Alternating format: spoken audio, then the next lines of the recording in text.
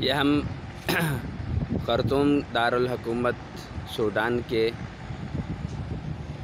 यहाँ मारूफ बुर्ज है, बिल्डिंग है बुर्जुल बरका के नाम से। उसकी 11वीं मंजिल पर खड़े होके ये पूरे खर्तूम का नज़ारा कर रहे हैं।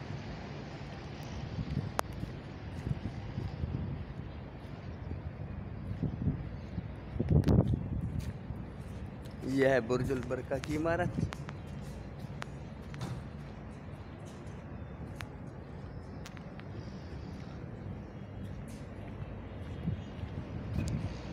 वो सामने देखें नीले अब्जद बहता हुआ आ रहा है। यहाँ मस्जिद नज़र आ रही है, तो मस्जिद के साथ मस्जिद उसके किनारे पर है।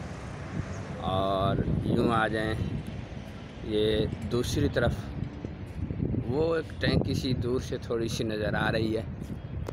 अगर आप थोड़ा सा गौर से देखें, वो है नीले अजरक का किनारा।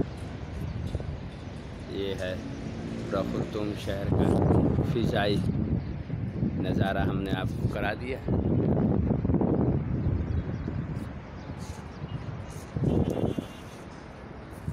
ये जो बुर्ज नज़र आ रहा है, ये बुर्ज, ये जो गोल टाइप है, ये बुर्जुल क़ज़्ज़ाफ़ी के नाम से है।